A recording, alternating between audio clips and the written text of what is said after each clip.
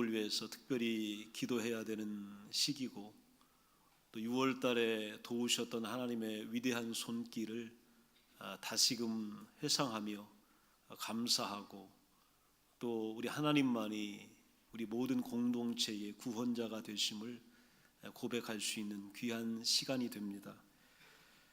특별히 전쟁 가운데서 하나님은 우리 민족을 구원해 주셨고요, 또 최근에 있었던 재난과 사건 사고 가운데서도 이 표현할 수 없는 어려움 가운데서도 잘 이기게 하시고 수습할 수 있게 도와주셨고, 또 지난주에 있었던 이 선거에서 국론이 너무 분열되지 않도록 막아주셨고, 또 서로에게 책임을 전가하지 않도록 하나님께서 이렇게 개입해 주셨습니다. 이런 것들을 보면서 우리는 하나님의 도우심과 은혜를 늘 생각합니다. 특별히 이 세월호 참사가 오랫동안 진행되는데 아직까지도 이 시신 수습이 끝나지 않습니다. 그래서 국력이 계속 소진되고 있고, 또 해야 될 일들을 제대로 못해서 서로가 난감해하는 그런 상황들을 우리가 지켜보게 됩니다. 최근에 어떤 자료를 보면 이 배가 사건 사고가 나서 바다에서 좌초하거나 침몰해서 선원들이 빠질 경우에 때로는 영구 실종으로 기록되는 경우들이 많이 있습니다. 최근 북미, 카나다, 미국에서 일어난 사건 가운데서도 아직도 이 시신을 수습하지 못해서 영구 실종으로 남아있는 경우들이 꽤 있기 때문에 우리나라에서 일어났던 이 재난은 이러지 않기를 위해 우리가 기도해야 합니다. 그래서 오늘 찾지 못하는 시신들까지 빨리 수습해서 빨리 국론이 안정되고 나라가 다시 한번 힘을 모으는 계기가 되는 것, 이게 바로 그리스도인들이, 우리 예수 믿는 사람들이 6월 달에 기도해야 될 제목 가운데의 하나입니다. 이런 재난 또 사건 사고들이 왜 일어나느냐, 전문가들의 공통된 의견은 한국이란 나라는 50년 동안이란 짧은 기간에 압축해서 성장한 나라입니다. 세계에서 이런 발전의 속도를 찾아볼 수 없는, 유례가 없는 그런 나라입니다. 그러다 보니까 안전에 대해서 조금은 무감각했고, 특별히 위기 대처 능력이 많이 약했습니다. 갑작스러운 사건 사고에 어찌할 바를 몰라서 당황하는 모습들을 우리들이 많이 보여줬던 게 사실입니다. 그러나 이번 사건들을 통해서 우리들은 많은 것을 깨닫게 되었고, 또 신앙의 차원에서도 많은 것을 우리들이 생각할 수 있는 기회가 됐습니다. 아마 여러분들도 하도 많이 들었고 또 하도 많이 봐서 아마 전문가 수준 다 되셨을 거예요. 이론적으로는 아마 배에 대해서는 굉장히 많이 아는 수준까지 이렇게 올라가 계실 겁니다. 저도 몇 가지를 배웠는데 그 중에 하나가 바로 이 감항성이라고 하는 거예요. 이 감항 능력이라고 하는 건데, 영어로 얘기하면 seaworthiness입니다. 선박이 바다에서 위험에 직면했을 때에 안전하게 항해할 수 있는 상태, 이게 바로 감항 능력인데 이게 굉장히 중요하다는 겁니다. 이것을 갖추기 위한 조건들이 필요한데, 선체에 결함이 없어야 되고, 또 운항 능력이 있는 이 항해사가 배를 조종해야 되고, 또 화물을 적게 실어야 된다라고 하는 조건이 붙습니다. 사도행전에도 보면 사도 바울이 탄 배가 유라굴로라고 하는 큰 광풍을 만납니다.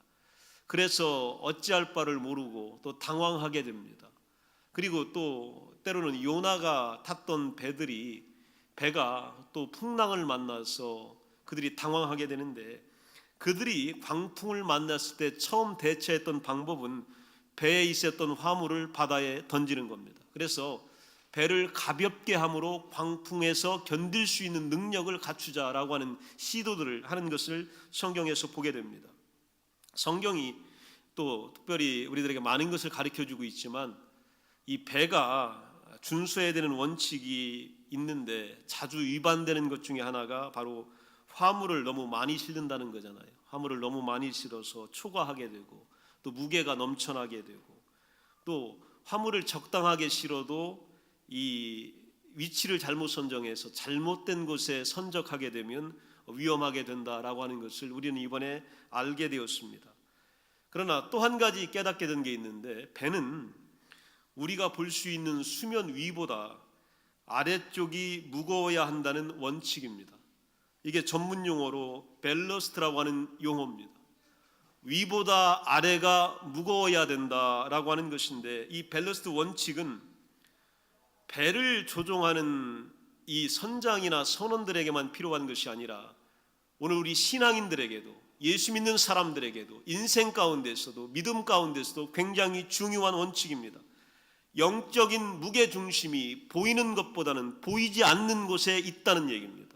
우리가 보는 것보다는 보이지 않는 것이 훨씬 더 중요하다라고 하는 것을 성경은 우리들에게 말씀하고 있습니다. 수면 위의 배는 때로는 정말 굉장해 보입니다.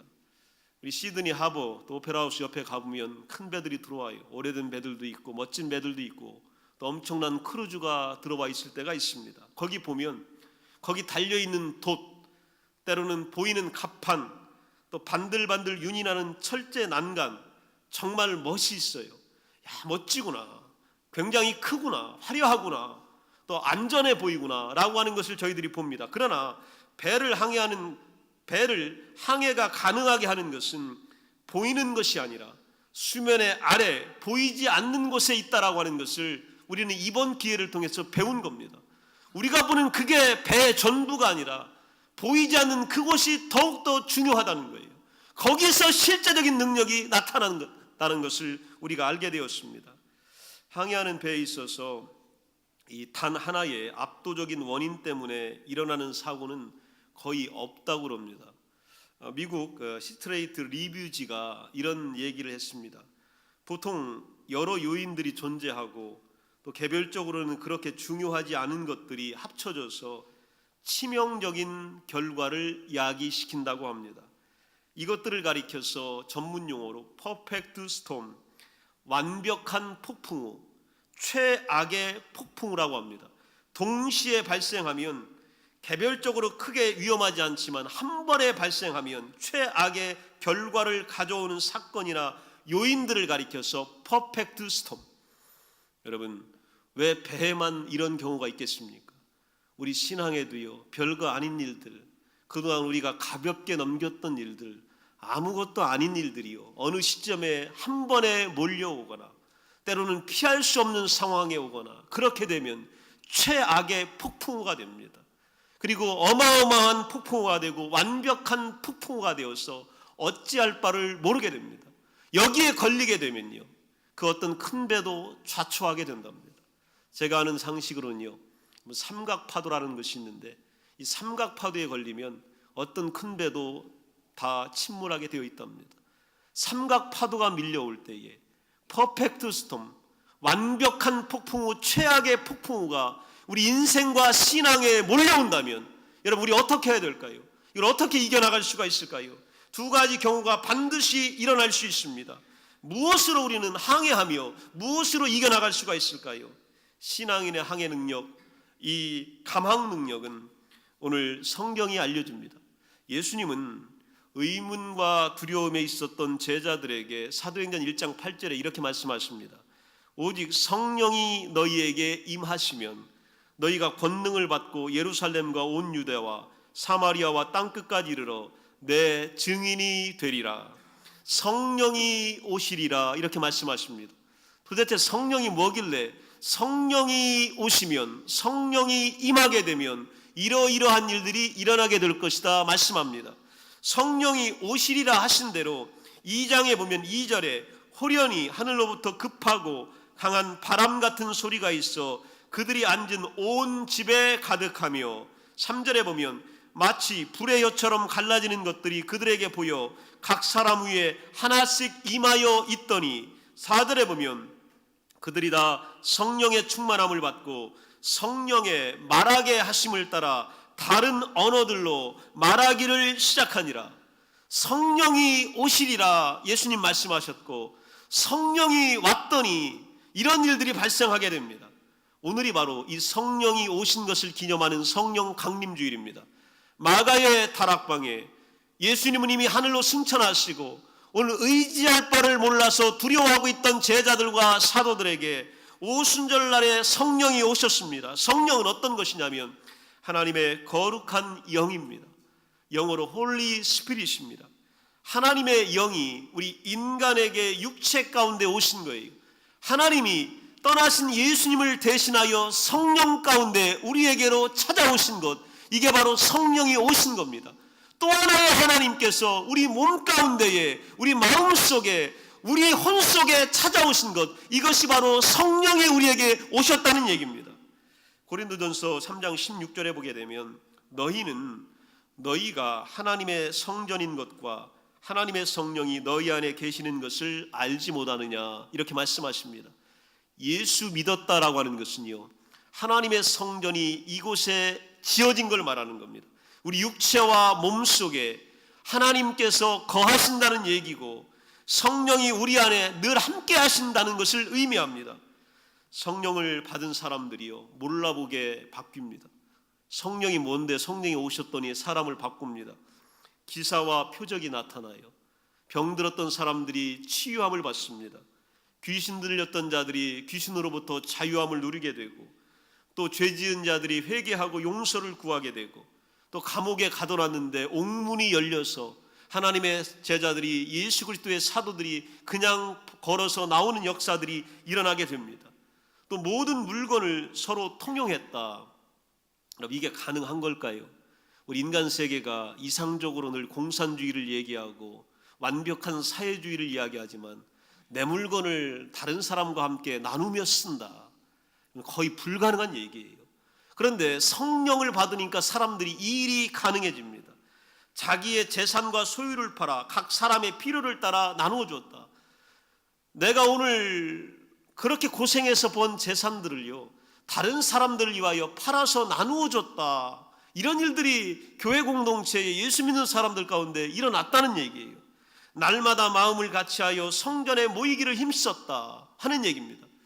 이런 기적이 일어나요. 도대체가 한 번도 느껴보지 못했고 경험해보지 못했던 놀라운 일들이 일어났는데, 어떤 공동체에 일어났냐면 성령이 임한 공동체에 이와 같은 일들이 일어납니다. 성령이 임하게 되면 여러분, 놀라운 일들이 우리 가운데 일어납니다.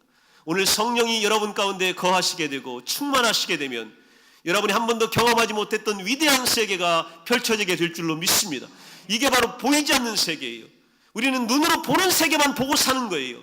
손으로 만지면서 감각적으로 느낄 수 있는 이런 세계만 있다고 생각하는데, 성경은 우리들에게 말씀하시기를 보이지 않는 세계를 이야기하고 있는 거예요. 오늘 우리가 만지지 못하는 세계가 이 땅을 변화시키는 신비한 능력이 되는 것을 우리들에게 말씀하고 있는 겁니다.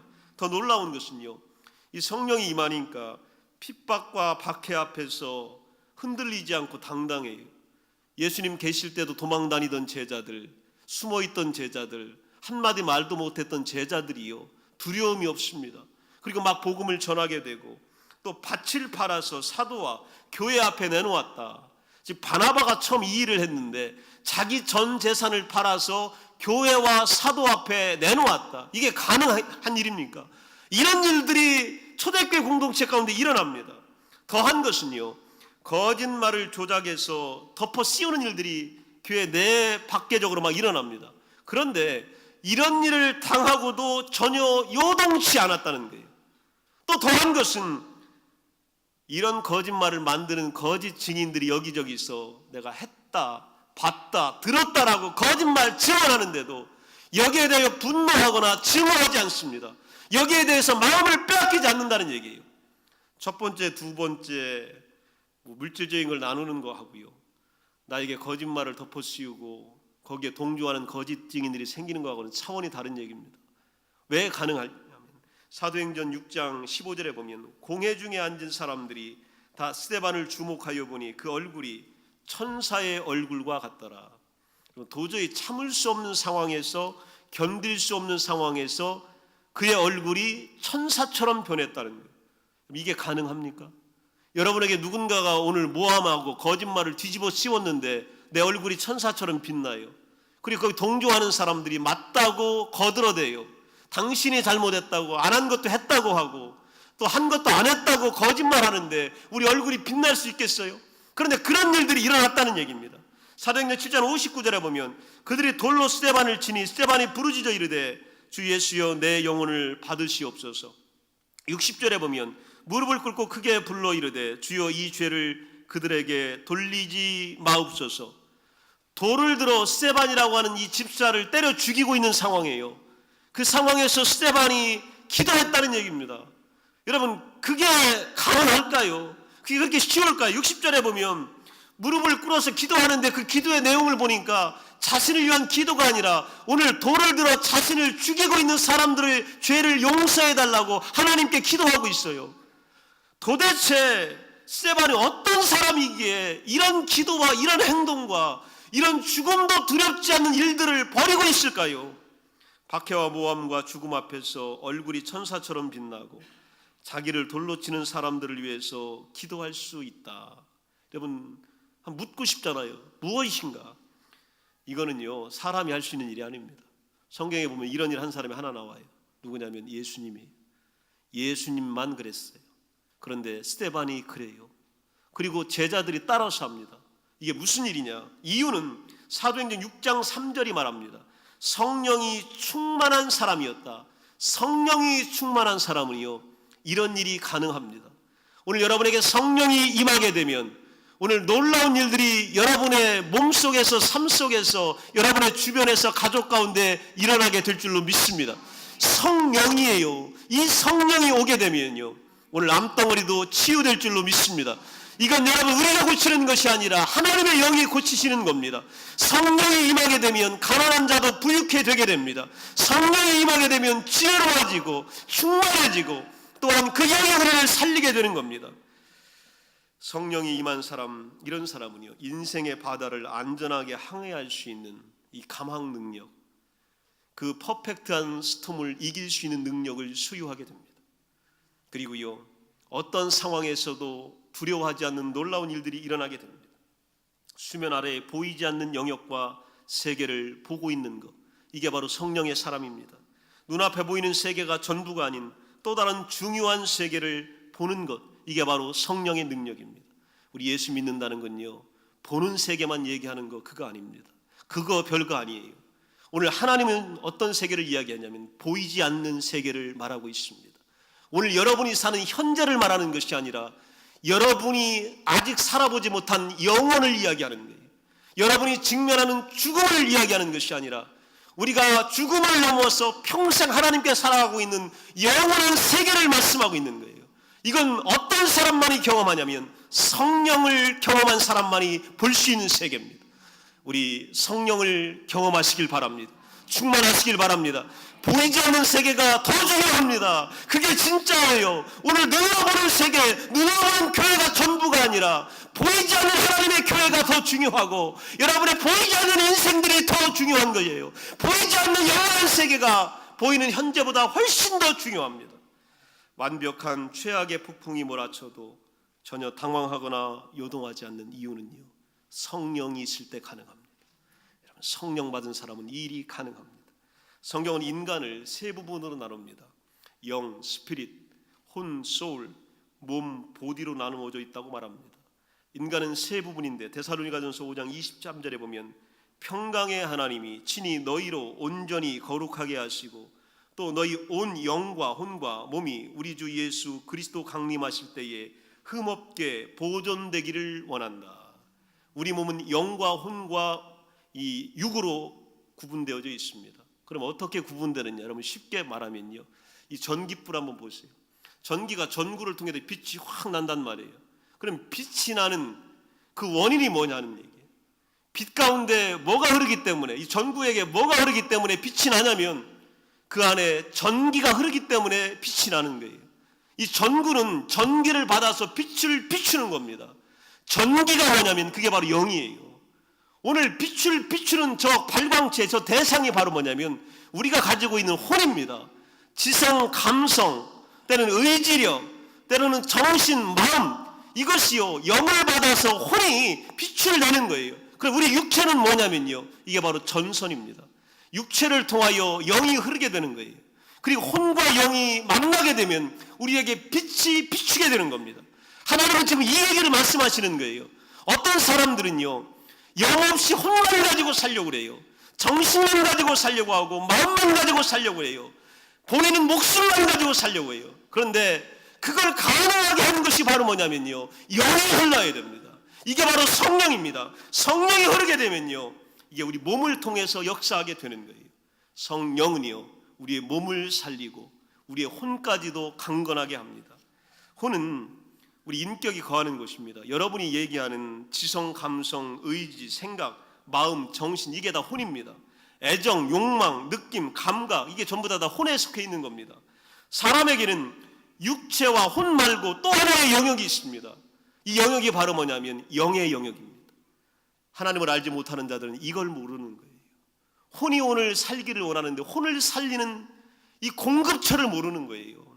몸이 오늘 하나님 앞에 치유되고 강건하기를 원하는데 이 몸을 강건케 하는 원인을 모르는 거예요. 이 원인이 바로 뭐냐면 바로 성령입니다. 하나님의 영이 오늘 역사하는 사람들에게는요, 이 정신과 감정과 인격 속에서 빛이 되고 이 영이 흐르는 육체 가운데 건강함이 있고 치유함이 있고 아름다움이 흐르게 되어 있습니다.